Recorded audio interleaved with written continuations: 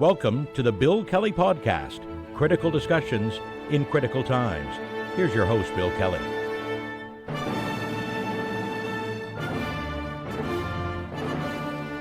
Hey, welcome to another edition of the Bill Kelly Podcast, critical discussions in these critical times. I'm your host, Bill Kelly. Good to have you with us today. We're on the eve of the Canadian budget. The federal budget's going to be delivered tomorrow as we do this podcast. Finance Minister Champagne will rise in the House. The question everybody's been asking, speculating about, is what's in the budget? What's in it for me? How is it going to make my life better? How is it going to put Canada back on the road to economic recovery and for us to all live happily ever after? Well, there's a lot going on here, and I want to try to pull a few things out here to try to indicate to you just exactly what we can expect and kind of cut through some of the BS. Before I get started on some of the minutiae here, the first rule is don't listen to Pierre Poilievre. All right. Now, I know I've said that oftentimes on the podcast because it's true. Some of the stuff he's going out that, we're going to hell in a handcart and this is terrible and the government's not listening to the people. Not true, because we're going to talk about some of the opinions of some of the financial people and the ones that run the economy. There's some interesting stuff that they're saying right now. So let's cut to the facts here and try to get rid of some of the other extraneous information or lack of information that we're getting from some of them. And let's listen to what some of the experts have to say here. So what's in it? Everybody's speculating. Everybody's asking. Some are, doom and gloom. Others are saying, no, there's light at the end of the tunnel. There are a couple of articles that I want to reference today in the podcast that I think add some clarity to what's going on. One is from the CBC.ca webpage, and it's basically just what's in the budget. And there's a long list of things and some of the things that we already know about. And it's very instructive, I think, to have that. And the list here, I think, is interesting. What's inside the budget is one of the pieces here. We'll go over those in a couple of minutes into further detail. The other article that I want to talk about was in the Globe and Mail.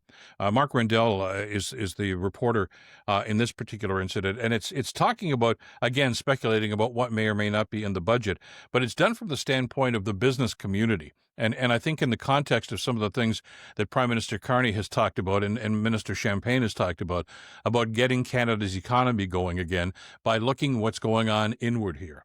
And the Prime Minister has talked about this time and time again, that, we can't be reliant on the United States all the time. And that's been a problem we've had, not just over the last couple of years, but probably over the last couple of generations. And it worked well as long as there was a pretty strong relationship. But I don't need to tell you, it's no news now that, of course, that relationship has gone kaput. And the Prime Minister has told us that time and time again with Trump and tariffs and protectionism that's going on in the States right now. We have to start building our own economy. And it's a twofold process, by the way. Yeah, we need to get foreign investment, and that's why the Prime Minister has been over in Asia and other places in Europe trying to find investment and opportunities. That's good. We need to do that. But what about growing it right here? What about getting Canadians to invest in Canada? That's an interesting sidebar to this that nobody spent a whole lot of attention in, but we need to. And the Prime Minister has said that. So let me, first of all, go to the Globe and Mail article and a couple of the quotes there from some of the business leaders that have weighed in on this, because I think it's extremely instructive right now. We've talked about exactly how we're going to make Canada more competitive and how we're going to get Canadian businesses to invest in Canada. And the Globe article says if Ottawa is going to push back against this, it needs to convince companies and investors to bet on Canada, even if tariff-free access to the world's largest market is no longer guaranteed and opportunities abound south of the border. Now, it also means, as the article says, reversing a decade of underinvestment by Canadian businesses in machinery equipment and intellectual property that produced what the central bank is calling a productivity emergency. And this is long before Trump took office again and rewriting the global trade rules that were going on. We were suffering from this. We just weren't noticing it or not talking about it. Canadian business leaders, it goes on to say, have mostly applauded Carney's early steps to improve the country's business climate. Now, that includes legislation to tackle interprovincial trade barriers and a new office to fast-track major investment and resource projects. Now, that's an interesting point. Because, as you know, Poilievre's been beaking off for the last couple of weeks that all he's doing is creating another level of bureaucracy. No, he's not. He's making it more efficient. The business community is applauding the idea of an office to fast-track major infrastructure resource projects. And that's something that Carney has been talking about for the last 6 months, is how can we streamline the service, cut through the red tape? Because if businesses can't do business, they're going to go look someplace else. And that's part of the challenges that we've got right now. How do we get them back into saying, hey, let's invest our money here? And it's such an important part. And one of the major points that the article in the Globe and Mail talks about, that I bet you and I, because I certainly don't pay much attention to it, is the tax structure. We worry about our own taxes as individuals, but what about the corporate tax structure? Now, I know that past governments have probably shied away from that because they figure, well, you're just, panhandling to the big companies. It's important. As we talked about earlier, there's no shortage of ideas about how to make Canada investable again. Economists are talking about this in the election platform. The Liberals committed to conducting what they called an expert review on what was going on. The tax system, apparently, for businesses and for corporations in this country is so outdated that it's really become a problem. It's a hindrance to Canadian businesses. And if the tax system sucks, if it's unfair or deemed to be unfair, nobody's going to invest here. Canadians aren't going to invest there. I'll give you a quick aside. As I was reading this article on the Globe and Mail today, it reminded me of when Mark Carney was the head of the Bank of Canada here some years ago. He basically, in one of his annual addresses, took the business leaders in this country to task and said, look, you've got a lot of dead money that's sitting here. That you're sitting in, it's like sitting in a checking account that you and I would do. And he says, you're not investing it. He says, and that's hurting the Canadian economy. You've got money. It's not like you don't have capital. You do. You're just not investing it. He said, get off your duffs and start looking and investing in Canada again. That was pretty harsh at the time, and he got a lot of pushback, but he was right. So what he's trying to do now as Prime Minister is encourage and set up a system, including a tax system, that's going to be attractive for Canadians to invest. There's a lot of money in this country. Make no mistake about it. And Carney wants us to start investing back in Canada. In other words, strengthening Canada from within. And that's an important part of this. So how's that going to have an impact on you and me? Well, I want to switch back over to the CBC article because they give us a little hint here. There's a lot of speculation about what's going on, but here's stuff, and this is something that people aren't talking enough about, but I think it's important to put this into context. As the CBC article points out here, there have been several pre-budget announcements as far back as last June that talk about where the government's going to spend some of the money. Now, these are promises already made that are probably going to be covered again in the budget, but they're things that need to be, I think, put back on the table here. $9 billion on defense to be spent by the end of March. I think a lot of people will know that. There's some criticism about that, but there's a reason for that, too. It's not just the NATO commitment.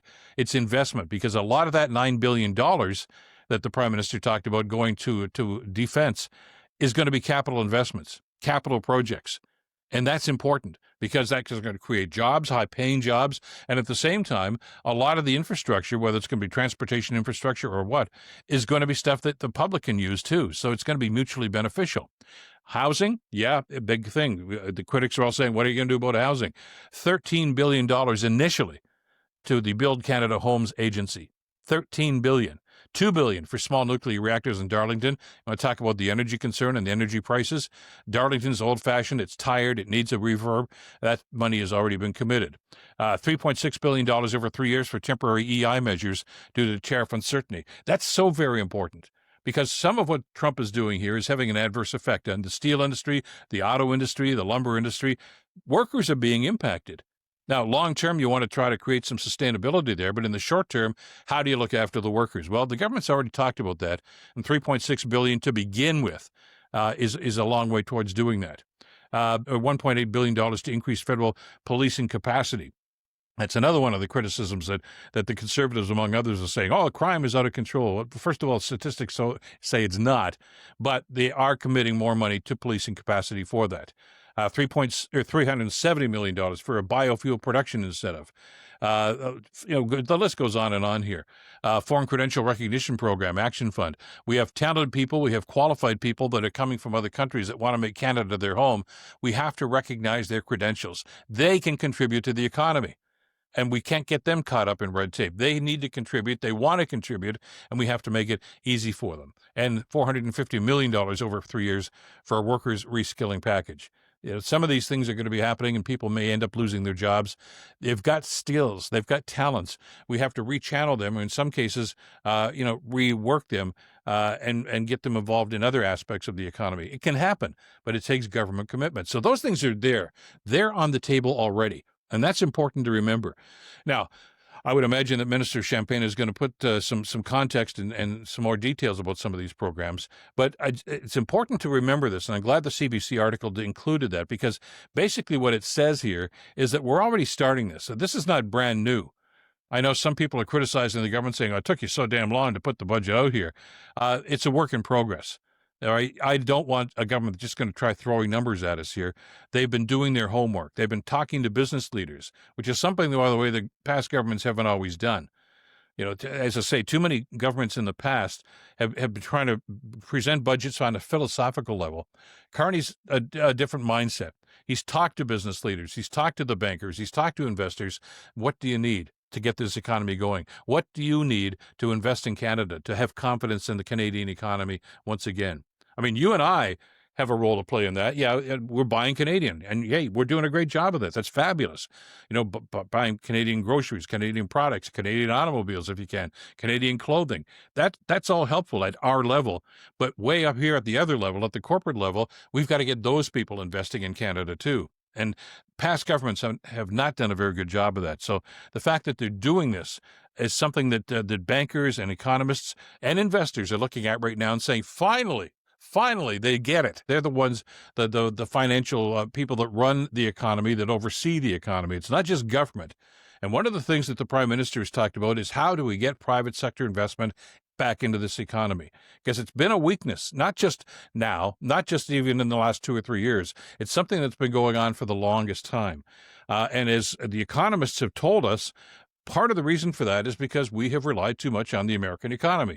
When things have been soft here, we look to American companies to invest in Canadian companies, and, well, it's not exactly what we wanted, but it'll get the job done. Well, now we can't count on that anymore, and the Prime Minister, I think, has been quite clear about that. So how do we get Canadians to invest in Canada?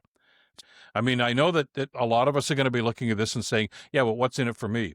Well, if you've got a strong economy, if you've got job creation, if you've got people making good wages, that's a big leg up on all the other concerns that we're talking about, and all those other factors, which are all important, but they're all tied in together here. And it all starts with, how strong is the Canadian economy going to be, and how self-sufficient is the Canadian economy going to be? Because it hasn't been for the last little while. When you got a crazy guy in the White House that all of a sudden starts imposing tariffs and another financial, restrictions on the Canadian economy, it's hurt us. And we can't be oblivious to that, and we can't be totally immune from that, but we can make ourselves stronger. That's what the Prime Minister has told us right from the get-go. Now, we've had mixed messages on this. We talked about this on a previous podcast.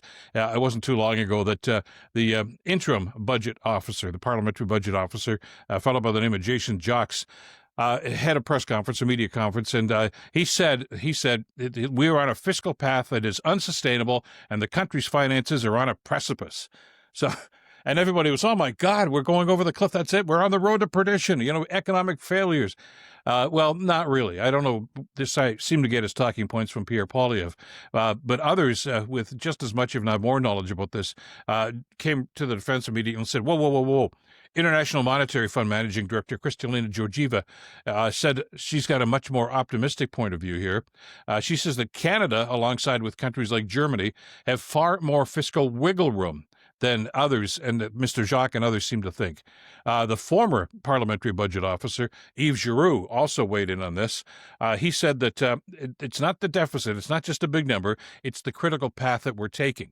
And there's still lots of opportunity and lots of room for growth here. So, again, take the bad and understand that, look, these are naysayers. What we're looking for here is positivity, and so is the business community right now. And to that end, we need to look at some of the things that they have talked about here. Look at where the money is going. Now, Prime Minister Carney made an important point, and a number of business leaders have already talked about this too. And I want to talk about that for just a couple of seconds. The deficit is going to be large, and Poilievre has talked about this, and some of the other critics have said, oh my God, it's terrible. It's going to crush us. Not necessarily. And this is not just trying to candy coat this for you. I think we're trying to be realistic about this.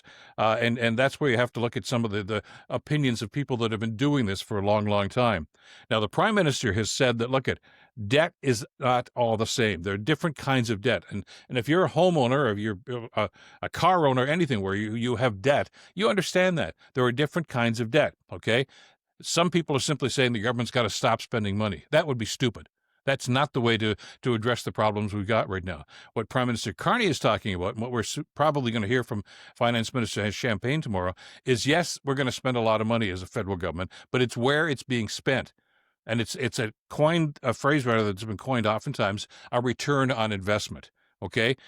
There is, and we outlined this in a previous podcast, there's investment in capital spending, and of course there's everyday spending. And you know that with your household. Everyday spending is, buying groceries, this, that, and the other thing. Capital spending is, are you going to do some improvements to the house? Are you going to buy a house? Things like that. Big ticket items that are going to give you a return on the investment. And what Carney's focusing on now is something that a lot of governments have not done, is where are we going to invest that money? Where are we going to spend it? Where we're going to get a return on that investment. Infrastructure, big item. Yes, it's expensive. It's very expensive to upgrade the Churchill port. It's very expensive to build light rail systems. It's very expensive to invest in the military, but there's a return on that. It creates jobs, well-paying jobs, stability within the economy. At the same time, of course, if the military spending is being factored into this, that's also going to increase our standing with NATO and the G7 and other allies like this. So it's a win-win situation. Initially, the number is big. But the thing that economists are looking at here and that we need to pay attention to is how soon will those investments start to pay off? How are we going to see a return on those investments, and how is that going to affect what's going to happen to the overall debt? And we've been down this road before. As we mentioned before, when the Mulroney government finally was booted out of office, well, it was technically the Kim Campbell government because Mulroney had dumped the whole thing by then. It took long. Jean Chrétien became the prime minister. Paul Martin became his finance minister, and we were in terrible shape economically at that time. And globally, other international money funds were saying, "Look, guys, get your act together, please." Well, they did, but it didn't happen overnight.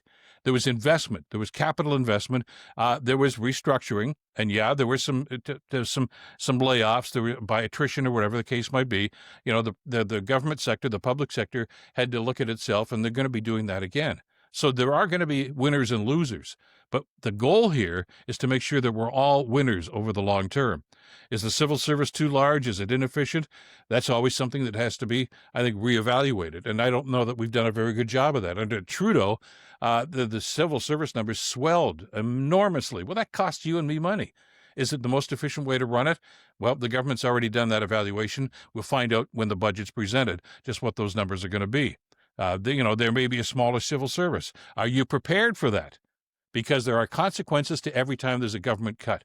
If we're going to say we're not going to spend as much money in this area here, understand that may mean less staff. That may mean that if you need government assistance, maybe you're going to be on the phone a little bit longer, waiting for somebody to help you. Maybe those programs that you always counted on before may not have as much money. They may be stalled for the next little while. There's all sorts of things that are going on here. That's all part of the calculation here that the government's going to have.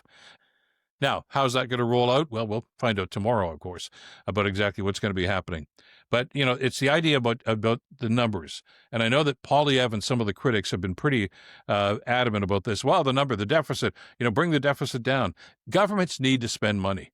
You can't just put a hold on that and say we're not going to spend money.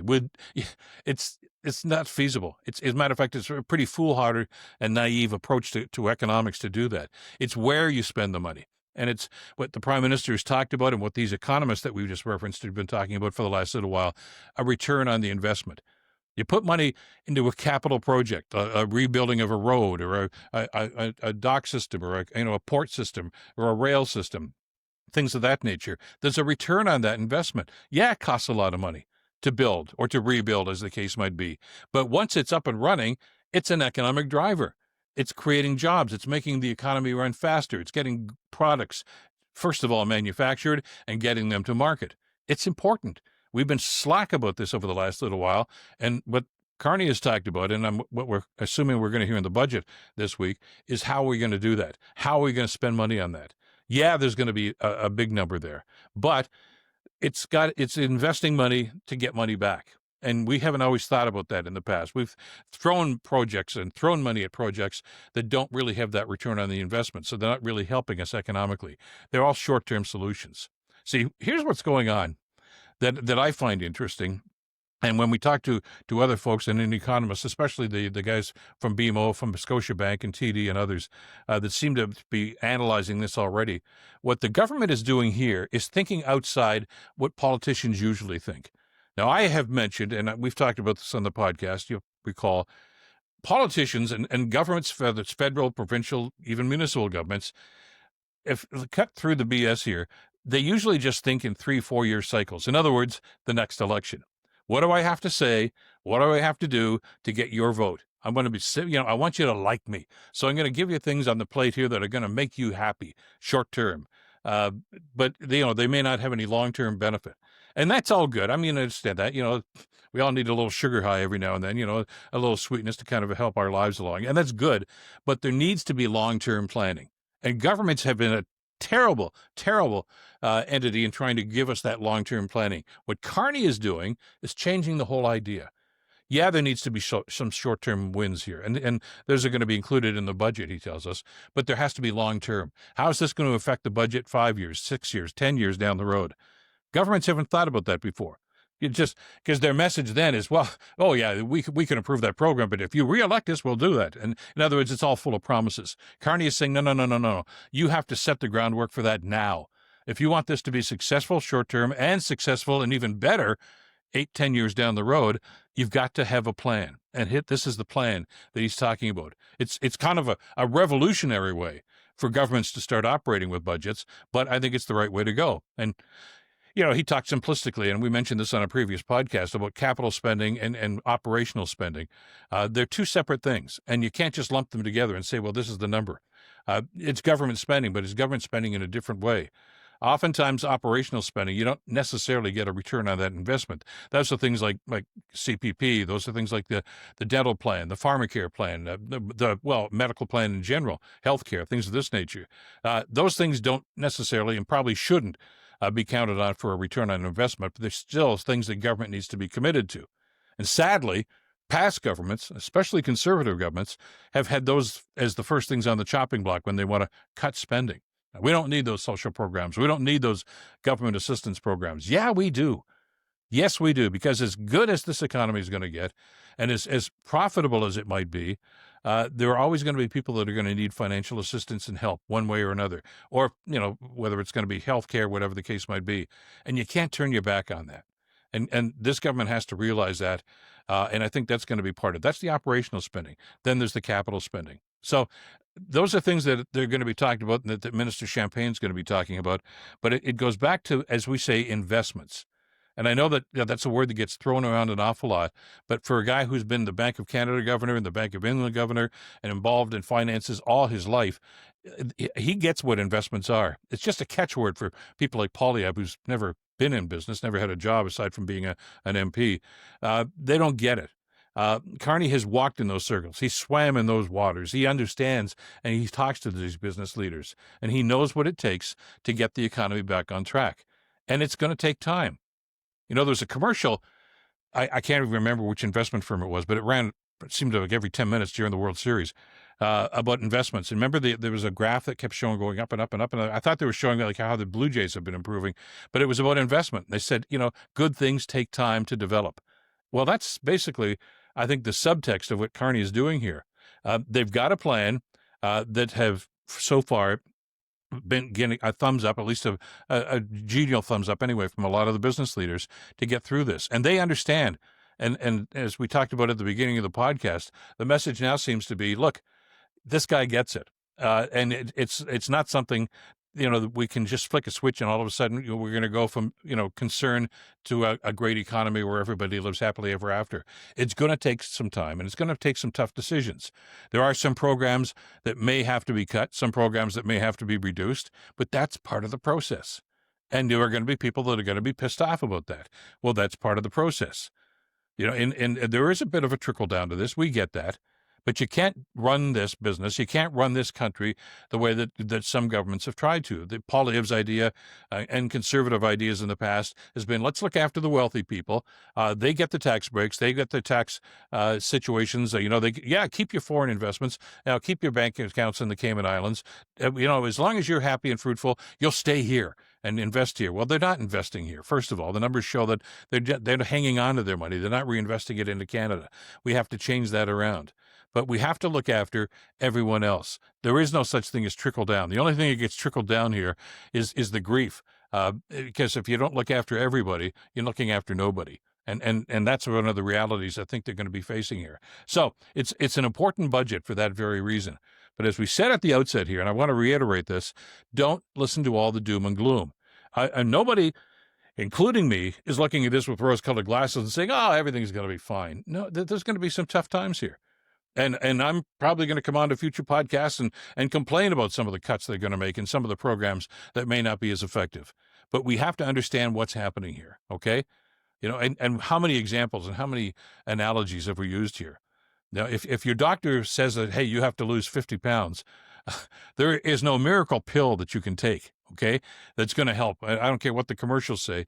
There's no injection that you're going to take that's make the pounds just fall away and you're going to be healthy in 6 weeks. That doesn't happen. It takes commitment and hard work. And we know that. And it's going to be the same thing with our economy. It's going to take some hard work, and it's going to take some there's some things that you're going to have to do without. Now, if you're trying to go back to that analogy, if you want to lose 50 pounds, lay off the shortcake, lay off the chocolate cake, lay off the French fries. You can't have it both ways. And we in this country have been trying to have it both ways for far too long. So we've finally got somebody who understands economics and wants to put us on the right path. So let's listen to all the details tomorrow. We'll see exactly what the Prime Minister and his team are coming up with. And again, you're going to get the analysis, pro and con, probably mostly con, because that's what they do these days. And as we've talked about, it seems to be an infiltration of the Maple MAGA into even to the Canadian political scene these days, and certainly with the Canadian media, sadly. CBC, CTV, all seem to have a extreme right-wing bent these days. Pierre Poilievre is on TV more than, not just Mark Carney, he seems to be on more TV than Rosie Barton or anybody else these days. They just stick a microphone in front of him, I guess because he's quotable. Most of what he says is not true. Most of what he says is misleading, but a clip is a clip, I guess, as far as they're concerned. What we're trying to do here on this podcast is give you some factual information here and some context about what's happening. So take everything that you hear over the next 48 hours with a grain of salt, and we'll come back in future podcasts and talk about what the minister says and how this is going to be implemented, okay? It's a very important time in our country, and it kind of reiterates what we've been saying on this podcast, is we have to watch not just what they're doing and what they're saying, but how it's going to have an impact on us. And we'll be doing that. That's it for this edition of the podcast. As always, thanks so much. If you're on YouTube, great to have you with us. Hit that notification bell. And thank you again to all the subscribers. We've had some great response, especially over the last couple of weeks, with some of the stuff that we've put out there. And we really appreciate your feedback. By all means, continue to give us that on Substack, emails, whatever the case might be. We do appreciate that. And at the same time, we appreciate your support, too. It enables us to continue doing the great work that we're doing here. Thanks to Madeline Kelly for the great work producing the show today. And I'm Bill Kelly. Until next time, stay in touch and stay informed. Bill Kelly Podcast brought to you by Wizen's Law, personal injury lawyers. Listen, you didn't choose to get injured, but you can choose the right lawyer. Wizen's Law, 905-522-1102 or wizenslaw.com.